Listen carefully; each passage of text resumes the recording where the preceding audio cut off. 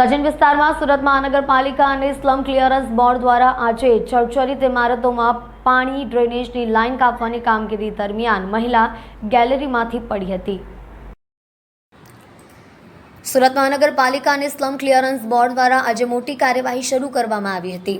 સચિન કંસાર વિસ્તારની અંદર જેટલા પણ જર્જરિત ગુજરાત હાઉસિંગ બોર્ડના આવાસો છે ત્યાં આગળ મોટે પાયે કામગીરી શરૂ કરવામાં આવી હતી। આજે સવારે સ્લમ ક્લિયરન્સ બોર્ડના અધિકારીઓ અને સુરત મહાનગરપાલિકાની ટીમ આવાસના પાણી વીજના કનેક્શન કાપવા માટે પહોંચી હતી। એ દરમિયાન એકાએક ગેલેરીનો ભાગ તૂટી લોખંડની ગ્રીલ સહિત એક મહિલા નીચે પટકાઈ હતી। નીચે ઊભેલી અન્ય એક મહિલાને પણ ઈજા થઈ હતી। સચિન કંસાર વિસ્તારમાં સ્લમ ક્લિયરન્સ બોર્ડ ડીજીવીસીએલ મહાનગરપાલિકાની ટીમ વીજ કનેક્શન અને પાણી પુરવઠો કાપવા માટે પહોંચી ગઈ હતી। એ દરમિયાન લોકોનું ટોળું ખૂબ જ મોટી સંખ્યામાં એકત્રિત થઈ ગયું હતું। લોકો વિરોધ કરી રહ્યા હતા। એ દરમિયાન કેટલાક લોકો એક મકાનની ગેલેરીમાં ઊભા હતા ત્યારે અચાનક જ એક ગેલેરીનો ભાગ તૂટી પડ્યો અને લોખંડની ગ્રીલ સહિત એક મહિલા ગેલેરીમાંથી નીચે પટકાઈ હતી। જોકે આ દરમિયાન નીચે ઊભેલી અન્ય એક મહિલા પર પડતા તેને પણ ઈજાઓ પહોંચી હતી। સચિનના પાલીગામમાં ગુજારી ઘટના બાદ તંત્ર હરકતમાં આવ્યું છે। સ્લમ બોર્ડના જર્જરિત મકાન ખાલી કરાવવા પાલિકાએ કવાયત હાથ ધરી છે। ડીજીવીસીએલ દ્વારા લાઇટના કનેક્શન કાપતા સ્થાનિકોએ અધિકારી અને કર્મચારીઓનો ઘેરાવો કર્યો હતો। એક બાજુ પાલિકા તંત્રએ શહેરભરમાં આવેલી જર્જરિત ઇમારતો મુદ્દે સર્વે સહિતની કાર્યવાહી કરવાના સંકેત આપ્યા છે અને બીજી બાજુ સચિન હાઉસિંગ બોર્ડના જર્જરિત થયેલા આવાસ સામે પણ કાર્યવાહી શરૂ થઈ હોવાનું જાણવા મળી રહ્યું છે। પાલિકાના સૂત્રો પાસેથી મળતી માહિતી મુજબ સચિન સ્લમ ક્લિયરન્સ બોર્ડની જવાબદારી હેઠળ આવતા સચિન હાઉસિંગ બોર્ડના 171 જેટલા બિલ્ડિંગમાં 2104 આવાસ આવ્યા છે। આ ઇમારતો પણ જર્જરિત થઈ ગઈ હોય હાઉસિંગ બોર્ડ દ્વારા તેને ઉતારી પાડવા માટે પાલિકાની ટીમનો સહયોગ માંગવામાં આવ્યો હતો, જેને કારણે પાલિકાની ટીમ સોમવારે હાઉસિંગ બોર્ડ પહોંચી હતી। તે સાથે જીઈબીની ટીમને પણ સામેલ કરાઈ હતી। પ્રથમ તબક્કે નળ જોડાણ કાપવાની ચીમકી બાદ લોકોનું ટોળું ભેગું થઈ જતા કામગીરી થઈ શકે ન હતી।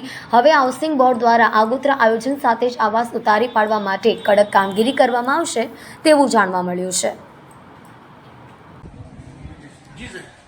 સચિન વિસ્તારમાં જે સ્લમ બોર્ડ આવેલું છે જેને જર્જરિત છે, જે અત્યારે ચોમાસાની સિઝનમાં અને બીજી કોઈ અનિચ્છનીય દુર્ઘટના ન બને એના માટે ગુજરાત હાઉસિંગ બોર્ડના અંડરમાં આવે છે અને ડિમોલિશની કાર્યવાહી આગળ વધારવાની હોય ગઈકાલે એ બાબતે આજે વિવિધ એજન્સી જેમ કે ગુજરાત ઇલેક્ટ્રિસિટી બોર્ડ, ડીજીવીસીએલના કર્મચારીઓ ત્યાં આગળ આનુષંગિક કાર્યવાહી કરવા ગયા હતા ત્યારે ત્યાંના રહીશોએ વિરોધ કરતા રોડ ઉપર આવી ગયેલા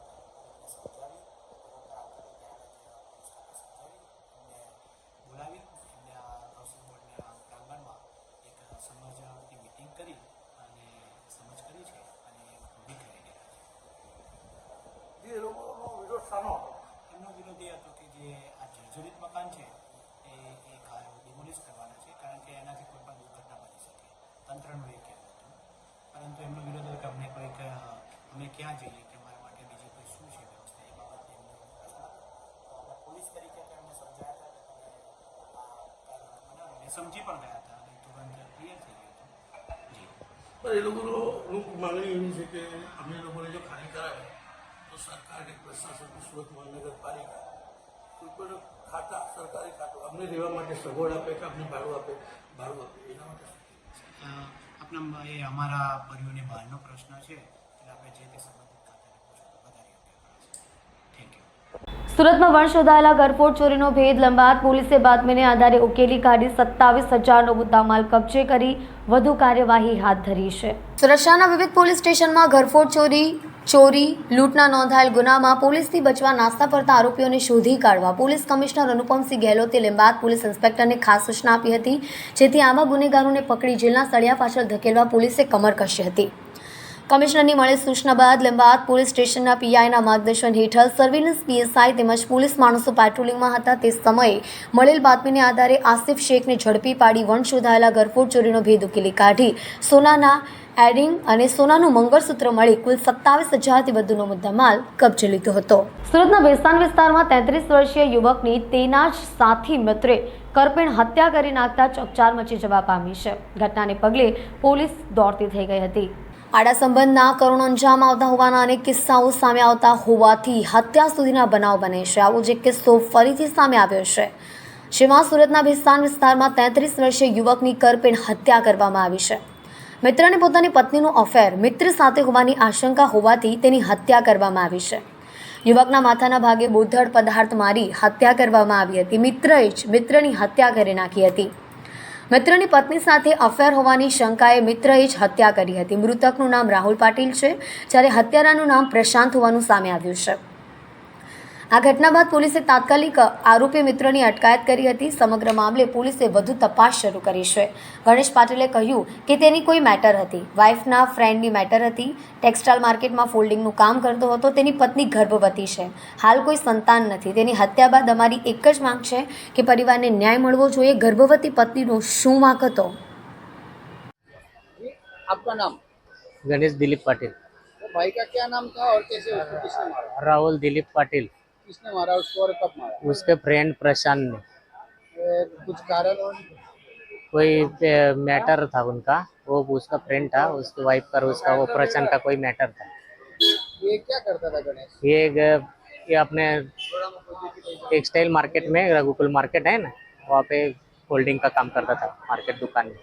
इसका रहने कहाँ पे? ये नवागाम डिंडोली नवरत्न नगर में।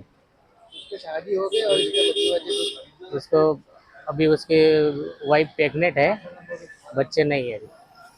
कितने साल का है? कौन ये 33 साल। સુરતના દિંડોલી વિસ્તારમાં બુટલેગરો વચ્ચેની બવાલમાં 2 રાઉન્ડ ફાયરિંગથી પોલીસ દોડતી થઈ ગઈ હતી. ફાયરિંગની ઘટના બનતા પોલીસ એક્શનમાં આવી છે. દિંડોલી ખાતેના ગૃહલક્ષ્મીનગરમાં એક યુવાન પર 2 જણાએ જોરલેણ હુમલો કરી 2 રાઉન્ડ ફાયરિંગ કરતા ચકચાર મચી ગઈ હતી.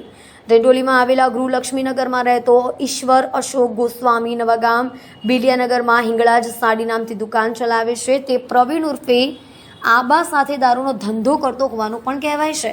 ગઈકાલે રાત્રે તેના ઘરે નજીકમાં રહેતા રાકેશ પાટીલ અને નાનિયા નામના 2 યુવાને આવી પહોંચી રાકેશને ઈશ્વરને ફોન કરી તારું કામ છે તેમ કહી મળવાના બહાને નીચે બોલાવ્યો.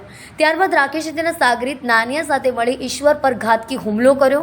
નાનિયાએ ચપ્પુથી ઈશ્વરના જમણા હાથના બાવડા પર ખભાના નીચેના ભાગે ગંભીર ઈજાઓ પહોંચાડી હતી અને જાનથી મારી નાખવાની ધમકી આપવા સાથે રાકેશે પોતાની પાસેથી રિવોલ્વરમાંથી 2 રાઉન્ડ ફાયરિંગ કર્યું હતું. બનાવની જાણ થતાં દિંડોલી પોલીસનો કાફલો ઘટના સ્થળે દોડી ગયો હતો અને સૂત્રોના જણાવ્યા અનુસાર ઈશ્વર અને રાકેશનો મિત્ર આંબા ઉર્ફે પ્રવીણ પેરોલ જમ્પ કરી આવેલો ત્યારે તેનો રાકેશની સાથે ઝઘડો થયો હતો. ત્યારથી રાકેશને એવી શંકા હતી કે ઈશ્વરે આંબાને તેના પ્રત્યે ચઢામણી કરી છે. તેની અદાવત રાખી ગઈકાલે રાત્રે ચેતન નાનિયા સાથે ઈશ્વરના ઘરે પહોંચ્યો ત્યારે તેના પર હુમલો કરવા સાથે ફાયરિંગ કરી તેની હત્યાનો પ્રયાસ કરાયો હતો. રાકેશ લિસ્ટેડ બુટલેગર હોવાનું પણ જાણવા મળે છે. बेबाबेन अशोकभाई गोस्वामी, कहाँ रहते हो आप? नवागाम गुरुलक्ष्मी नगर, प्लाट नंबर 120। क्या हादसा हुआ था आपके लड़के को और किसने मारा?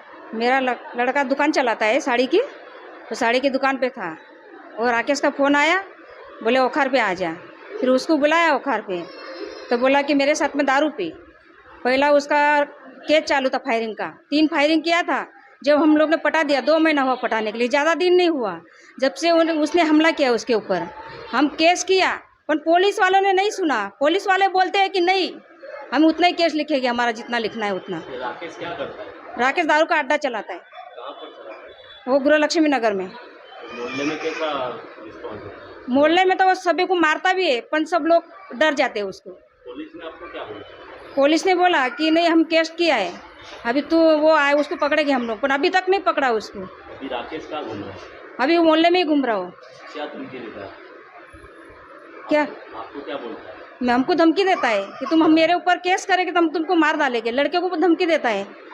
अनोखी सिद्धियों हासिल करनार देशना व्यक्तिओने G2H एवोर्डથી સન્માનિત કરાયા. આ કાર્યક્રમ આઇકોનિક ગોલ્ડ દ્વારા કેપી ગ્રુપ પ્રસ્તુત G2H એવોર્ડ સમારોહનું ભવ્ય આયોજન કરવામાં આવ્યું હતું. સુરત આઇકોનિક ગોલ્ડ દ્વારા આજરોજ સુરત ખાતે કેપી ગ્રુપ પ્રસ્તુત G2H એવોર્ડ સમારોહનું આયોજન કરવામાં આવ્યું હતું, જેમાં દેશની એવી વ્યક્તિઓને આ એવોર્ડથી સન્માનિત કરવામાં આવ્યા હતા કે જેમણે પોતાની ફરજ દરમિયાન કે જીવન દરમિયાન અનોખી સિદ્ધિ હાંસલ કરી છે. દેશ અને દુનિયા સામે એક પ્રેરક ઉદાહરણ પૂરું પાડ્યું છે. આ અંગે માહિતી આપતા G2H એવોર્ડના આયોજક પિયુષ જયસ્વાલે જણાવ્યું હતું કે આ એવોર્ડ સમારોહનું આયોજન સાંજના સમયે કેટ્રોસ ક્લબ ખાતે કરવામાં આવ્યું હતું, જેવા એવી વ્યક્તિઓને એવોર્ડ આપી સન્માનિત કરવામાં આવ્યા હતા કે જેઓ દેશ અને સમાજ માટે એક મિસાલ છે, જેઓએ અનોખી સિદ્ધિઓ હાંસલ કરી છે, જેમાં એકાઉન્ટર સ્પેશિયલિસ્ટ જમ્મુ કાશ્મીરના એસીપી શાહિદ પરવીન, પ્રિયા મોહિત, જયા કિશોરી, નાયબ મિધા, મધુરિમા તુલી, પર્વપુરી સહિત અનેક એવી સેલિબ્રિટી સામેલ હતા. આ એવી વ્યક્તિઓ છે કે જેમને પોતાના જીવન અને ફરજમાં એવી અનોખી સિદ્ધિઓ હાંસલ કરી દેશ અને સમાજ માટે એક પ્રેરક ઉદાહરણ પૂરું પાડ્યું છે. આયોજકે વધુમાં જણાવ્યું હતું કે આ આયોજન પાછળનો ઉદ્દેશ્ય એ હતો કે આજે દરેક વ્યક્તિ પોતાના જીવનમાં કંઈક ખાસ ઉપલબ્ધિ મેળવતો હોય છે. જે વ્યક્તિઓને એવોર્ડ આપી સન્માનિત કરવામાં આવ્યા છે તે એવા વ્યક્તિઓ છે કે તેઓ સમાજ અને દેશ માટે એક મિસાલ છે અને યુવા પેઢી તેમની પાસેથી પ્રેરણા મેળવે તેવું તેમનું વ્યક્તિત્વ છે. તેમની વિશે વધુને વધુ લોકો અને ખાસ કરીને યુવા પેઢી માહિતગાર થાય, તેઓ પણ જીવનમાં કંઈક કરી બતાવવા માટે પ્રેરિત થાય તે માટે આ એવોર્ડ સમારોહનું આયોજન કરવામાં આવ્યું હતું. આજે જીતુએચ આયોજિત એવોર્ડ સમારંભની અંદર પીપી સવાણી ગ્રુપ વતી મને પણ એવોર્ડ મળી રહ્યો છે. એ બદલ ખૂબ જ આનંદની અને ખુશીની લાગણી. સુરતની ધરતી ઉપર આ રીતનો એવોર્ડ અથવા ઘણા બધા એવોર્ડ ફંક્શન થતું હોય છે, પણ ફક્ત સુરતના જ નહીં, આખા દેશના જે લોકોએ કંઈ ને કંઈ ફિલ્ડની અંદર કંઈક સારું કામ કર્યું હોય, તો કોઈ સોશિયલ હોય, કોઈ દેશભક્તિનું હોય, કોઈ યુવા લોકોને ભેગા કરીને જે એવોર્ડ સમારંભ થઈ રહ્યો છે તે બદલ જીતુએચની આખી ટીમને મહેશભાઈ, કહેવાય છે કે તમે અનેક દીકરીઓના પિતા બન્યા, શું કહેશો? ભગવાને મને મારા સંતાનોમાં 2 દીકરા આપ્યા છે, મને દીકરી નથી આપી, પણ કદાચ એટલા માટે જ કદાચ 5200 દીકરીઓના પિતા બનવાનું સૌભાગ્ય જે મને મળ્યું છે તે બદલ હું ભગવાનનો અને ભગવાન સાથે ભગવાનથી પણ ઉપર એવી દીકરીઓનો ખૂબ ખૂબ આભાર.